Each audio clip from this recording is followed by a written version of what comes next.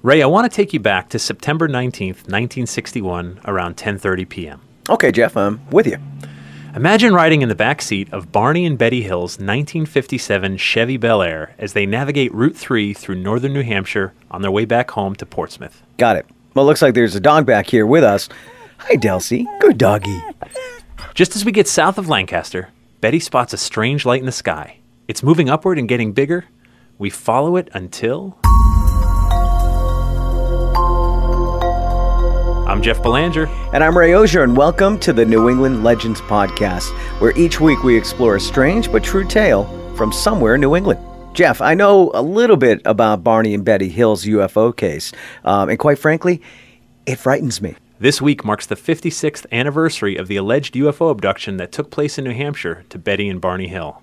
Let's look at the timeline on this case. Here's what the Hills claim. On September 19th, they were heading back home from a vacation to Niagara Falls in Montreal. Around 10:30 p.m., Betty sees this strange light in the sky and asks her husband to stop the car so they can get a better look and also to let their dog out and walk for a minute. Good dog, Delcy. Betty pulls out a pair of binoculars and observes what she describes as an odd-shaped craft with flashing multicolored lights. Barney also took a look, but he figured they were just seeing a jet heading toward Montreal. But then the lights turned and started to descend toward them. That's when he changed his mind. So the Hills jump back in their car and head towards Franconia Notch, which is a pretty narrow road in the White Mountains. The Hills say they watched this craft descend lower and lower until it passed over a restaurant and signal tower on top of Cannon Mountain until it came out near the Old Man on the Mountain cliff face. Betty estimated that the rotating craft was bigger than the cliff profile, which was about 40 feet, before it crumbled and fell back in May of 2003. About a mile south of Indian Head, the Hills say this craft quickly descends toward their car, forcing Barney to lock up the brakes and stop in the middle of the highway. There's no other cars around. And this craft is now less than 100 feet above their automobile. Barney has a pistol in his pocket, so he steps out of the car. He uses the binoculars to look up, and there he says he spotted several humanoid-looking figures gazing at him from the craft's windows. All of the figures but one step away, but this one figure keeps looking right at Barney. Mr. Hill claimed the creature, or whatever it was telepathically telling him to stay where he was and keep observing. The craft drops even lower, maybe 50 feet from the ground and less than a football field away from Barney. Barney runs back to the car. He's screaming at his wife in panic. They're going to capture us.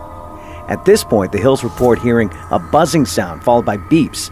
The car vibrates, and they feel a tingling sensation in their bodies. And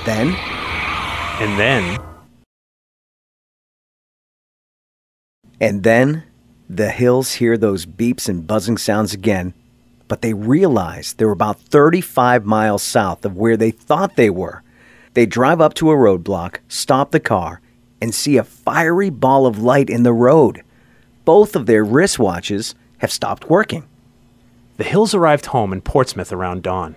They claimed they were confused. Barney felt he needed to shower to remove any possible contamination. Betty put the dress and shoes she was wearing into her closet and noticed tears in the fabric, but she didn't remember tearing her dress. She also saw some kind of pink powder on it, and the trunk of their car had these concentric circles imprinted, but they weren't there before. So they drew and wrote down what they remembered seeing, but they found their memories were fragmented. Now, on September 21st, they phoned Pease Air Force Base in Portsmouth to report what they had encountered. On September 22nd, Major Paul W. Henderson phoned back to ask for more details. In his official report, he determined the Hills had misidentified planet Jupiter. Right. I can't tell you how many times the planet Jupiter has chased my car down a desolate road, torn my clothes while setting fire to the road.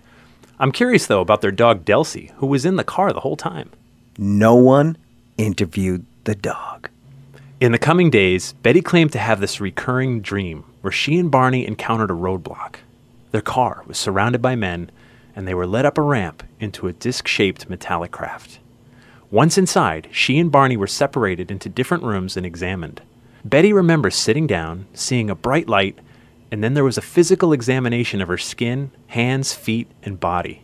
She wrote all of the details down, and would later reveal it to people interested in UFOs, including U.S. Air Force Captain Ben H. Sweat. Sweat also had an interest in hypnosis And he referred the Hills to Benjamin Simon in Boston, who conducted several hypnotic regressions with Betty and Barney. It's from those regressions that we get most of the details of their account. This story really blew up in 1966 when author John G. Fuller wrote the book The Interrupted Journey that propelled this experience from a regional story to an international one that people still talk about today. The case even has some official recognition. There's a state marker outside of Indian Head Resort in Lincoln, New Hampshire, near the couple's original driving route. And if you like your memorials a little more gaudy, there's an Irving Express gas station off of exit 33 on I-93 with a painted wall showing your typical gray alien standing on the road with a sign that reads, First Close Encounter of the Third Kind, Betty and Barney Hill, September 19th, 1961. Well, Jeff, what do you think happened? I'm not sure. I don't think the Hills misidentified the planet Jupiter. I mean, come on. No one's going to turn a planet in the sky into an abduction. That's too far-fetched. This is one of those cases where the official explanation adds credibility to an otherwise incredible story. You know, it's also worth noting that Betty and Barney Hill were an interracial couple during a time when that was both rare and potentially dangerous, depending on what part of the country you were living in. It also makes them that much more interesting as a couple to an outside observer. Ray, I'm going to ask you a question that I've asked many UFO researchers over the years. If I put you in charge of Earth, the whole planet, and you had access to all of the secret files and information, and you were told, yes, indeed, we've been visited by extraterrestrials from another planet with technology far superior to ours, would you tell everyone or keep it a secret? You know, that's a good question, and I understand the fact that they wouldn't want to panic the public, but I think I would want everyone to know. I wouldn't. I think it would do more harm than good to an awful lot of people. I figure if ETs are coming here to visit us and they wished us harm in some way, they would have destroyed us by now. I also ask myself, what would we do if we had technology to travel to a distant world and found a species far behind us in technology? I have no doubt we'd snatch a few of them up and take a closer look. I hope we'd have the moral decency to also put them back where we found them, unharmed. You can listen to this and all of our past New England Legends podcast episodes on our website, ournewenglandlegends.com. You can also subscribe for free at iTunes, Google Play, Stitcher, or wherever you get your podcasts. And please, post reviews on those websites. It's a great way to help spread the weird word. Until next week, remember, the bizarre is closer than you think.